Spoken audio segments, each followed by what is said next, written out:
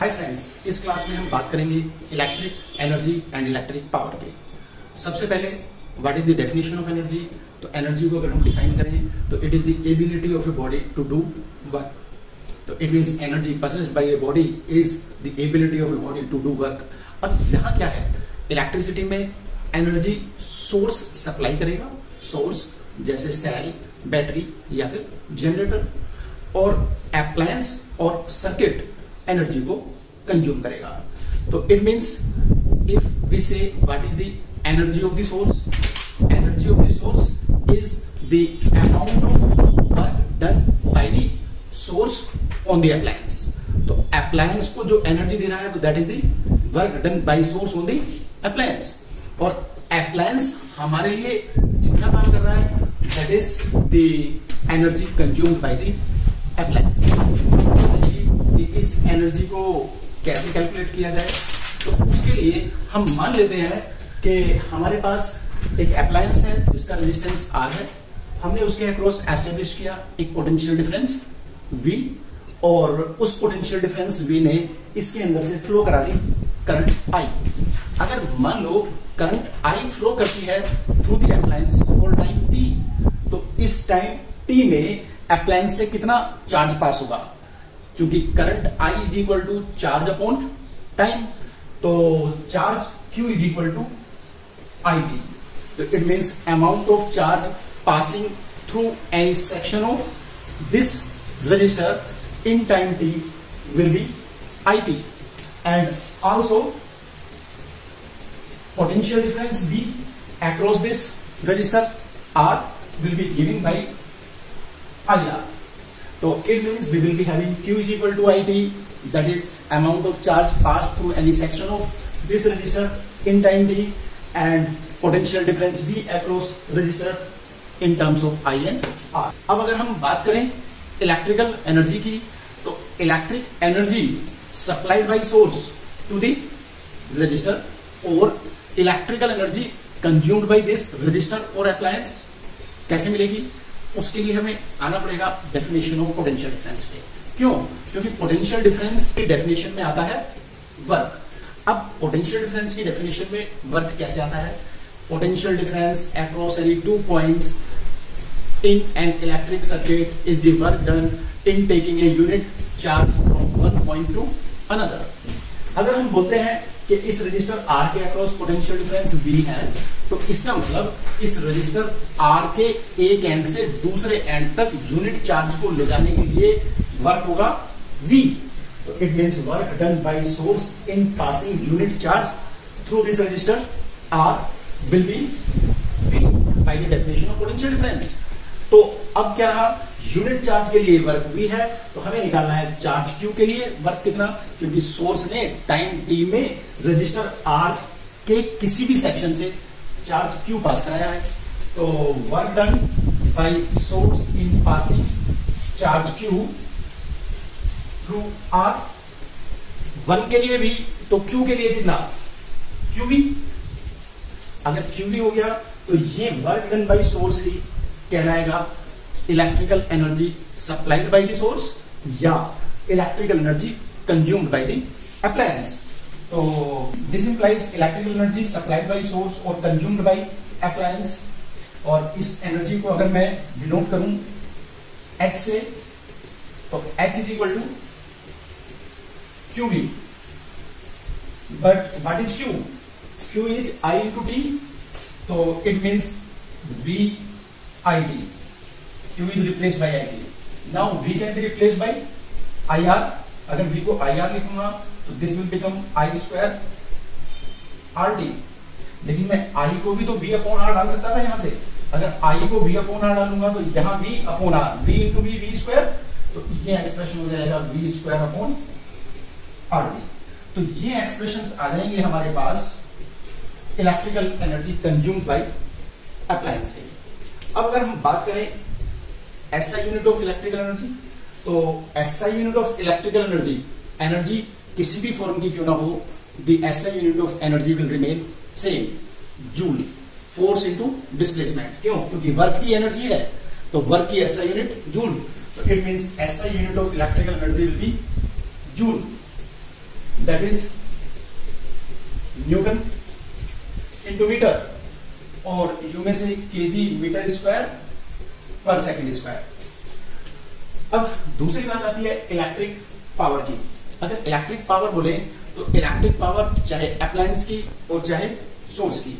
Source की electric power, electrical work done by the source on appliance per unit time.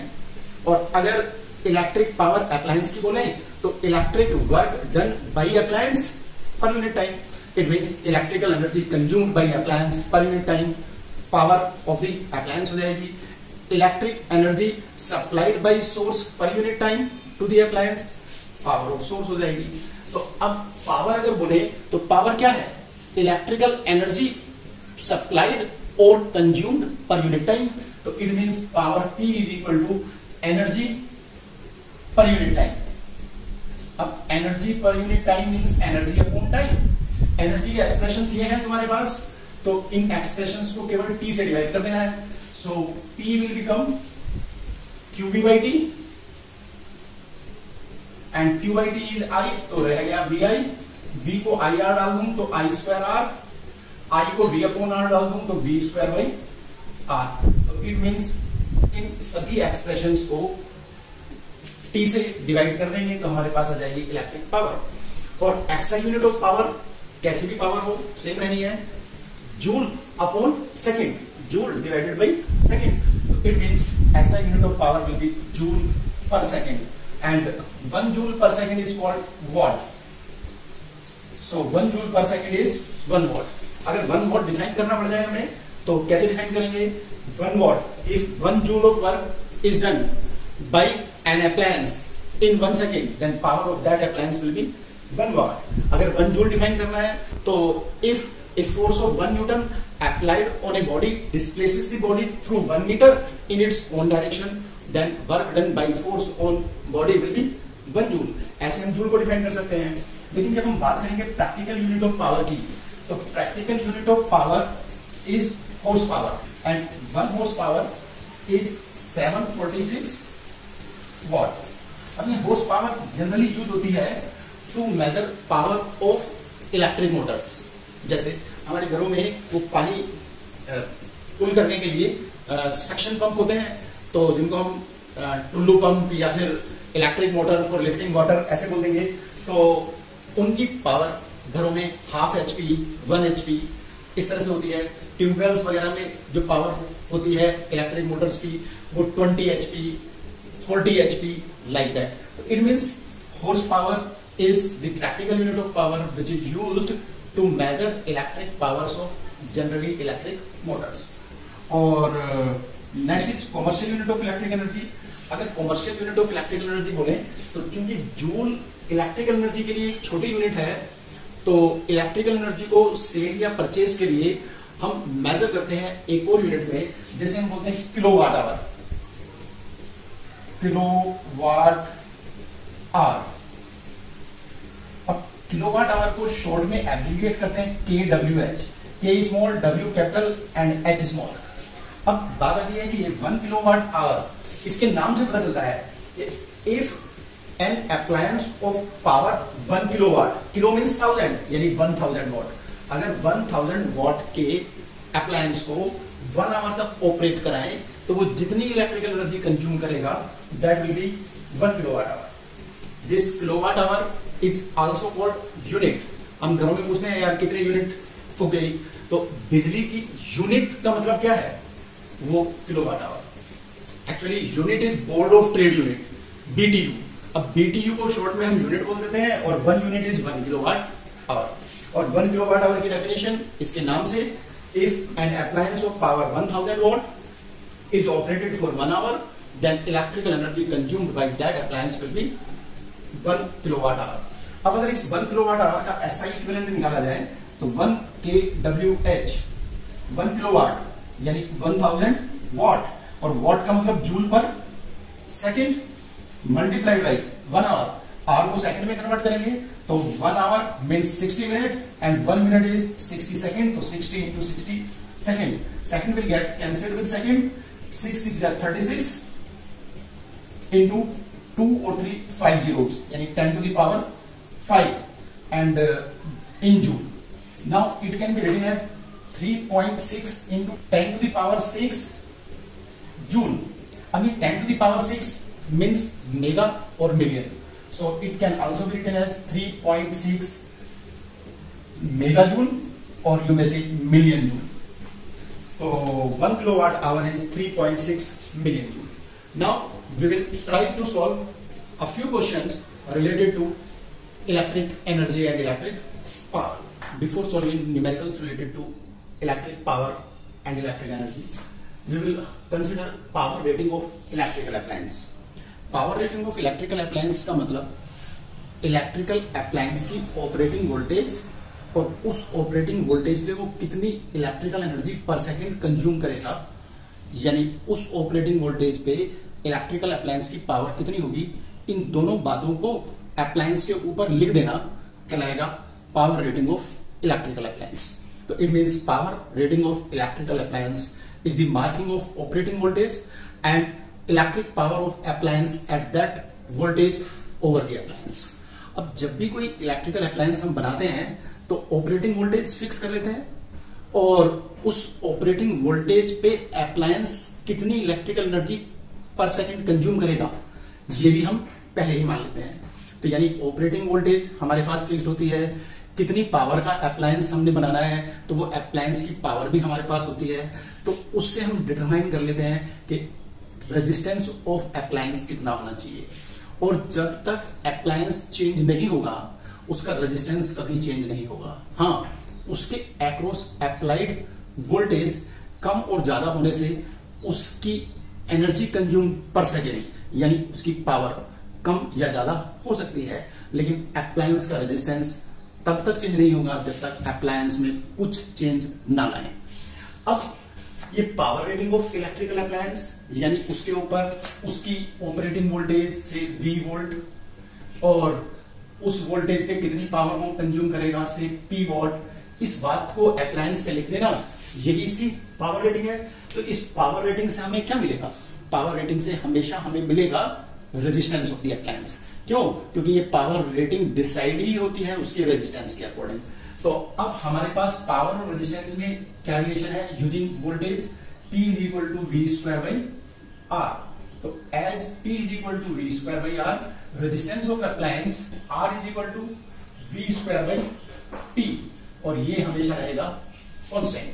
अब इसी बात को समझने के लिए एक न्यूमेरिकल हम यहां देख लेते हैं. ये कहता है an electric bulb is rated 100 what 240 volt.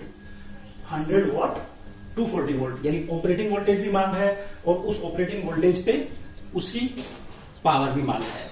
और ऑपरेटिंग वोल्टेज से हमें क्या पता चलता है कि when this appliance will be operated at V volt it will consume P joules of electrical energy per second. जैसे यहां when bulb will be operated at 240 volt then it will consume 100 joules of electrical energy per second. अगर इसे 240 volt से कम पे operate कराएंगे तो ये 100 joule per second से कम एनर्जी कंज्यूम करेगा. इसे 240 वोल्ट से ज्यादा पे ले जाएंगे तो ये 100 जूल पर सेकंड से ज्यादा इलेक्ट्रिकल एनर्जी कंज्यूम करने लगेगा. लेकिन वो इसके लिए हार्मफुल हो सकता है. क्यों? क्योंकि व्हेन एनर्जी कंज्यूम पर सेकंड ज्यादा होगी तो हीट प्रोड्यूस्ड इन इट भी ज्यादा होगी और अगर हीट प्रोड्यूस्ड ज्यादा होगी तो it may damage the appliance. अब सबसे पहले इस पावर रेटिंग से हम निकाल लेंगे रेजिस्टेंस ऑफ बल्ब और resistance V square by P. 240 into 240 divided by P is 100 watt. तो 24 into 24 ohm. That will be 576 ohm. But हमें क्वेश्चन में R नहीं पूछा है तो there is no need to calculate it. Now अगर resistance of bulb हमारे पास आ गया तो अब हमने क्या करना है, वो बोलता है कि सडनली ड्रॉप हो गई अप्लाइड वोल्टेज 120 वोल्ट पे. अगर 120 वोल्ट पे ड्रॉप हो गई तो फिर ये कितनी एनर्जी पर सेकंड कंज्यूम करेगा, electrical energy consumed by bulb at 120 volt in 20 minute. अब इस एनर्जी के लिए मान लो H इज इक्वल टू क्या क्या पता है हमें, वोल्टेज पता है, रेजिस्टेंस पता है, ऑपरेटिंग वोल्टेज 120 है, तो पावर टाइम निकाल लेते हैं V square by R. 120 into 120 divided by resistance 24 into 24. ये हो गई power into time. Time is 20 minutes तो 20 इंटू 60 सेकेंड. 24 5 जा 5 5 जा 25 25 2 जा 50, 500 into 60, 5 6 जा 30, and then 3 zeros. Perhaps this much joule will be the electrical energy consumed. So 30,000 joule of electrical energy will be consumed by bulb at 120 volt in 20 minutes. But उसने बोला कि 80% efficient है, तो कितनी हीट प्रोड्यूस हुई और कितनी light produce हुई। जितनी भी एनर्जी ये कंज्यूम करेगा उसके 80% को कन्वर्ट कर देगा लाइट में। एफिशिएंसी का मतलब एफिशिएंट है किस चीज के लिए? लाइट देने के लिए। क्यों? What is the main purpose of the bulb? To supply light energy to us. तो जितनी एनर्जी वो सोर्स से ले रहा है उसमें से कितनी एनर्जी को लाइट एनर्जी में बदल रहा है, that will be given by its efficiency. और efficiency is equal to output energy divided by input energy. तो इट मीन्स अगर एफिशिएंसी 80% है तो 80/100 is equal to energy output यानी light energy upon total energy consumed, and total energy consumed is 30,000 joule. तो it means output energy divided by input energy आ जाएगी efficiency, और output should be in the form of light energy. So this implies light energy is equal to 2 zeros will get cancelled and 3 8 जा 24, so 24,000 joule. Now what is the heat produced? So heat energy, rest of the energy out of 30,000 joule will be 30,000 minus 24,000, that is 6,000 joule. और ऐसे भी कह सकते हैं 20% निकाल लें इसका, 80% लाइट में बदल गई तो 20% हीट में जाएगी। 20/100 into 30,000 ऐसे करते तो 20 into 300 ये भी हो जाता 6,000। तो कैसे भी निकालें 30,000 minus 24,000 equal to 6,000 joule. This will be the heat energy produced. Now what is asked at last? Calculate current through it. अगर करंट चाहिए तो ऑपरेटिंग वोल्टेज भी है हमारे पास, रेजिस्टेंस भी है हमारे पास, तो I is equal to V upon R, and V is 120, R is 24 into 24, 24 5 जा 120, तो 5/24 ampere, then will be the current passing through the bulb when operating voltage across it will be 120 volt. अब जरा बात करते हैं दूसरे question की। ये क्वेश्चन रिलेटेड है कैलकुलेशन ऑफ इलेक्ट्रिसिटी बिल से। अब कैलकुलेशन ऑफ इलेक्ट्रिसिटी बिल में इसमें दे रखा है a school uses 40 tubelights each of power 20 watt 5 hours a day, यानी हर एक ट्यूबलाइट जिसकी पावर 20 वॉट है काम करती है एक दिन में एवरेज 5 आवर्स तक। इसी तरह से 30 फैंस है each drawing current of 1/3 ampere and working 4 hours a day. 2 electric motors each of resistance 24 ohm working 2 hours a day. 4 televisions each of resistance 720 ohm working 2.5 hours a day. अब if electrical energy costs ₹8 per unit, unit means 1 kilowatt hour, तो 1 kilowatt hour electrical energy की cost 8 रुपी है, तो तुमने determine करना है electric bill of school for the month of March. अगर इसने कोई पर्टिकुलर मंथ दिया है तो then we know the number of days in that particular month, but if month is not given then you have to take 30 days in a month. If name of the month is not given, then you have to take 30 days in that month. तो सबसे पहले अगर हमने electricity bill calculate करना है तो हमें calculate करना पड़ेगा टोटल एनर्जी ये सारे अप्लायंसेस मिलके कितनी कंज्यूम करते हैं किलोवाट आवर में। अब अगर वो टोटल एनर्जी एक दिन की आ जाए तो उसे नंबर ऑफ डेज से मल्टीप्लाई कर दूंगा, मुझे मिल जाएगा total energy consumed in a month. और एक मंथ में अगर energy consumed in kilowatt hour मुझे मिल गई तो उसको मैं 8 रुपी से मल्टीप्लाई कर दूंगा तो मेरे पास आ जाएगा इलेक्ट्रिसिटी बिल। अब बात रहेगी कि एनर्जी को किलोवाट आवर में कैसे निकालें। Energy is equal to power into time. Power को वॉट में रहने दें, टाइम को आवर में, तो हमारे पास एनर्जी आ जाएगी वॉट आवर में, और उस total energy in watt hour को 1000 से डिवाइड कर देंगे तो आ जाएगा किलोवाट आवर। तो इसका मतलब सबसे पहले हम एक दिन की total energy consumed by all appliances in watt hour निकाल लेते हैं, उसे 1000 से डिवाइड करके किलोवाट आवर में बदल देंगे, और एक दिन के लिए अगर किलोवाट आवर में टोटल एनर्जी आ गई तो उसको number of days in the month से मल्टीप्लाई करके एक मंथ की टोटल एनर्जी कंज्यूम निकाल लेंगे, मल्टीप्लाई बाई 8 कर देंगे। तो अब जरा देखिए कैसे। इलेक्ट्रिसिटी बिल ऑफ मार्च, सबसे पहले एनर्जी कैलकुलेट करता हूं। अब एनर्जी सबसे पहले निकालते हैं किसकी, ट्यूबलाइट की। एक ट्यूबलाइट की पावर 20 वॉट है और वो एक ट्यूबलाइट 5 आवर्स ए डे चलती है। अगर 5 आवर्स ए डे चलती है तो एक दिन में कितनी एनर्जी कंज्यूम करेगी वो वाट आवर में, 20 इंटू 5। एक ट्यूबलाइट 20 इंटू 5 एक दिन में कंज्यूम करेगी वाट आवर में, तो 40 ट्यूबलाइट्स 40 इंटू 20 इंटू 5, तो 40 इंटू 20 इंटू 5, ये हो गई electrical energy consumed by all tubelights during one day in watt hour. Plus अब फैन पे चलते हैं, 30 फैंस हैं। एक फैन ड्रॉ करता है current 1/3 ampere. Since only electric current is giving 40 fan, so we will also be requiring operating voltage, and here operating voltage we are taking 240 volt। अगर operating voltage 240 volt है तो power of one fan, power is equal to VI 240 into 1/3। लेकिन how many fans are there, 30 है, तो 30 fans की power 30 into VI, V means 240 and current means 1/3। अब ये power हो गई, तो power multiplied by time. Each fan is working 4 hours a day, तो multiplied by 4, 240 into 1/3 into 4 is giving us electrical energy consumed by one fan in one day in watt hour। 30 से multiply कर दिया तो 30 fan की energy consumed in one day आ गई watt our में। अब हमारे पास नेक्स्ट चीज दी है उसमें 2 इलेक्ट्रिक मोटर्स। इन इलेक्ट्रिक मोटर्स का रेजिस्टेंस हमें दिया है, रेजिस्टेंस हमारे पास है, ऑपरेटिंग वोल्टेज हमारे पास है, तो पावर हो जाएगी V²/R। अब एक की पावर V²/R, हमारे पास 2 इलेक्ट्रिक मोटर है, तो 2 into V², 240 into 240 divided by resistance 24 ओम। ये हो गई पावर ऑफ 2 मोटर्स। पावर भी चाहिए हमें, तो energy consumed in one day चाहिए, तो in one day each one is operated for 2 hours a day, तो मल्टीप्लाइड बाई 2 आवर, तो ये मिल जाएगी electrical energy consumed by 2 electric motors in watt hour in one day. Plus next appliance हमारे पास है 4 टेलीविजन्स। अगर टेलीविजन्स है तो टेलीविजन्स के केस में भी हमें रेजिस्टेंस दे रखा है, रेजिस्टेंस दे रखा है तो V²/R।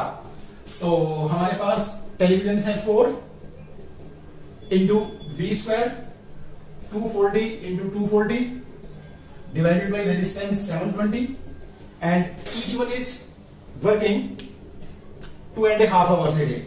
2.5 मीन्स 5/2।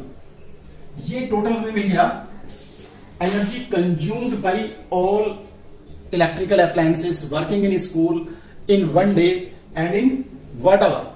अब अगर हमने इसे किलोवाट आवर में कन्वर्ट करना है तो हमें क्या करना पड़ेगा, इसको डिवाइड करना पड़ेगा 1000 से। तो और चाहिए कितने दिन के लिए, 1 मंथ के लिए। 1 मंथ कौन सा है, March, and March will be having 31 days, तो 1 डे के लिए इतना, तो 31 डेज के लिए मल्टीप्लाइड बाई 31, और ये हो गया इन वाट आवर डिवाइडेड बाई 1000 कर दें तो ये हो गया इन किलोवाट आवर। और अगर ये इन किलोवाट आवर आ गया तो ये हो गई electrical energy consumed in kilowatt hour means in units. हमें चाहिए था इलेक्ट्रिसिटी बिल। अब एक यूनिट की कॉस्ट कितनी है, 8 रुपी, तो इसको मल्टीप्लाई कर देते हैं 8 से, तो मल्टीप्लाई बाई 8। इट मीन्स ये हो गया 40 इंटू 20 इंटू 5 यानी 40 इंटू 100 यानी 4000 प्लस 3 10 जा 24 4 जा 96 एंड 2 zeros 9600 प्लस 24 10 जा 2 2 जा 4 24 4 जा 96 then again 9600 plus here 24 3 जा 720 and 380 the 240 and 2 2 जा 4 5 2 जा 10 and 10 into 80, 800 multiplied by ये सारी वही energy in watt hours consumed by all appliances in one day multiplied by 31 days divided by 1000, ये हो गई energy consumed by all appliances in kilowatt hour in the month of March, और 8 रुपी cost है एक unit की, तो multiplied by 8, तो ये इलेक्ट्रिसिटी बिल रहेगा in rupee. This is equal to rupee, add कर लेते हैं 2 zeros, 8 और 6 14 और 6 20, 0 कैरी 2 18 और 2 20 और 4 24, 24,000 into 31 into 8 upon 1000 equal to 5952 rupee. It will give electricity bill of the school for the month of March. I hope you may have understood the way in which the expressions for electrical energy and electrical power can be used to solve the numericals.